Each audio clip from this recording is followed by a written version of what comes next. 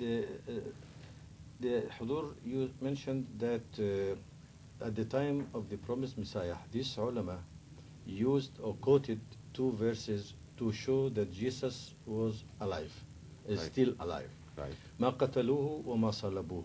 ولكن And شبه له. ولكن, the answer is that this is not true, because there is nothing in this verse which shows that he is alive. If they fail to kill him, that does not mean that he is still Exactly, that's alive. right. This is finished. Yes, but The other one is وَإِن مِّنْ أَهْلِ الْكِتَابِ إِلَّا لَيُؤْمِنَنَّ بِهِ قَبْلَ مَوْتِهِ. And also Hudur said that this is not a proof that he is still alive. Because if these people, if we take it that each and every one of Ahlul Kitab will believe in him, that means they have to live and until he comes back and believe That's in right. him. And this nun thaqila means that it is in future, but it cannot affect the meaning that Ahlul Kitab have to live until they believe no, in. I explain that. Yes. I said that these ulama emphasized the presence of Nun Sakhila, indicating that this event is in future. And till that future, Masih would live. And before his death, all the Ahl Kitab would have believed in him. This is their inference. I have tackled this verse from different points, but on this point I want to make things clearer. Yes. Now when they say Nun Sakila applies to the future, then what is this verse talking about? Who was existing at the time when at the time to which the verse is referring? Jesus Christ existed at that time. Is that right or wrong? When he was. The verse is talking of the time. Oh yes. Yes. The verse is talking Yes. of the time No. when definitely Jesus was alive. We all agree on that. Yes.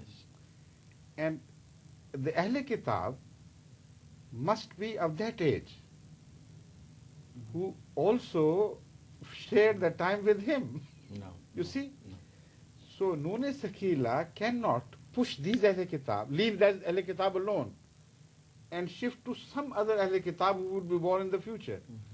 If this is the meaning of Nun Sakila, then Jesus also could not be included in this verse, because he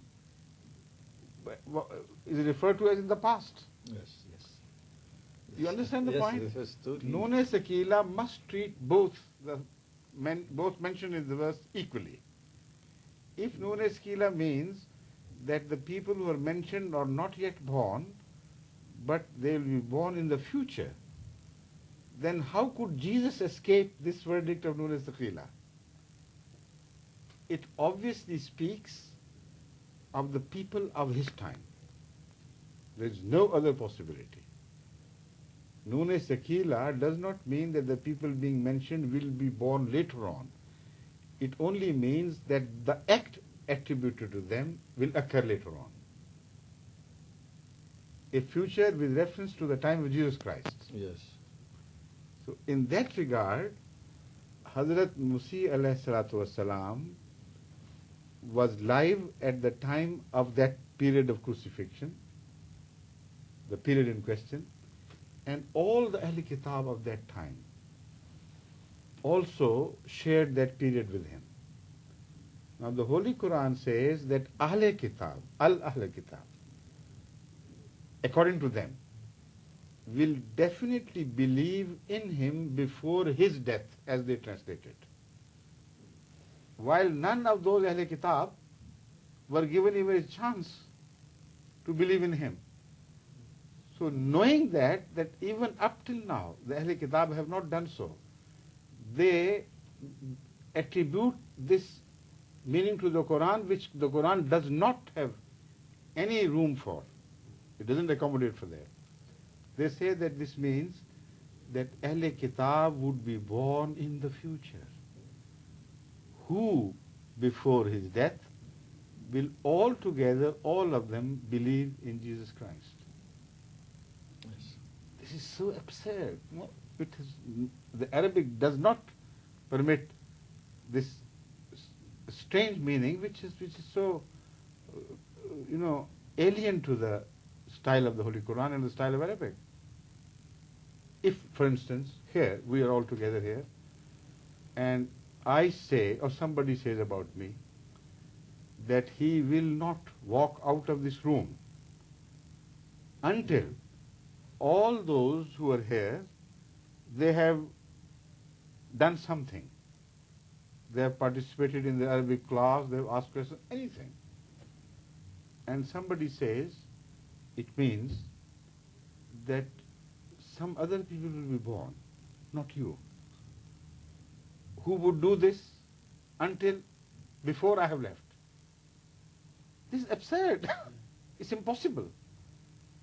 So the Ahle Kitab must be of the period of Jesus Christ.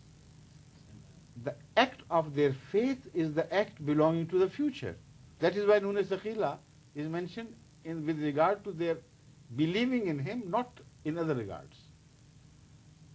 And with that, I built the scenario further and said, as I understand it, and there is no logical or any other objection against it, this is exactly, if we take it that the word he refers to Jesus Christ. Suppose this is true. Then the meaning would be that min fariqin min ahlil kitabe illa la yu'minanna bihi, or in fariqum min ahlil kitabe illa la yu'minanna bihi qabla mawtihi. So that is true. That is exactly what happened, and that is what tallies exactly with Jesus' prophecy himself. He said, I leave you and go to the lost sheep of the house of Israel. Because his mission could not be complete without delivering the message to them. And God promised that he would keep him alive until the time that he had delivered the message to all these Ahl Kitab, and a portion thereof, like it always happens, has believed in him. So the entire 12 houses of Israel and the entire 72 sects of Israel have their share in his belief. So when you say in ahadun is missing word, then it becomes an impossible thing. You cannot prove it, and the Holy Quran is proved to be wrong. What I am suggesting is, proves beyond a shadow of doubt that the Holy Quran is right.